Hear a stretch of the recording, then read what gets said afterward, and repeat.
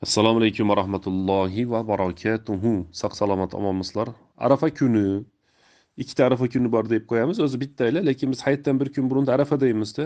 Xalqimizda shunday bir odat bor. Oshlar qilishib, bitta, ikkita, beshta, 10ta qo'shinlargacha mana shu oshlarni qilib tarqatishadi. Endi men hozir kecha bugun bir so'z eshityapman.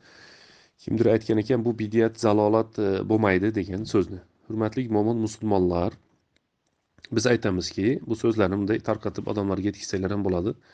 Bu ayollarimiz Alloh taolo rozi bo'lsin, qo'llarida dard ko'rmasin. Ehsonda bu ham. Bu ham bir ehson. Payg'ambarimiz sollallohu alayhi vasallam zid maraqaha, sen qilayotgan ovqatingni ozgina suvdan ko'paytirib qo'ysang qo'shniga berasan degan hadis bor, hurmatli jamoat.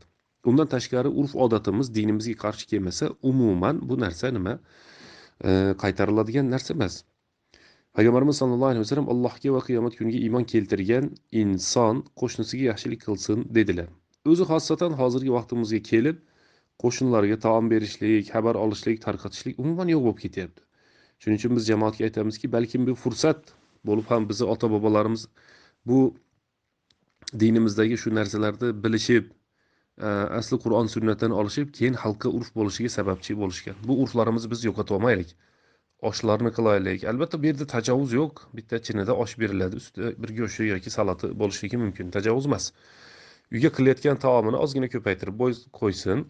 5ta 6ta qo'shnilarga, yaqinlarga shu taomlarni chiqarib bersa yaxshi bo'ladi.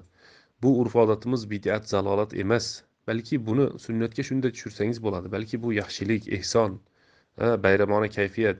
Shuning uchun bemalol taomlarni qilib, qo'shnilardan hol ahvol so'rab, agar shu qo'shnilarga fitr sadaqalarni qo'shib berib yuborish kerak bo'lsa, birga berib qo'yish kerak. Vallohu a'lam.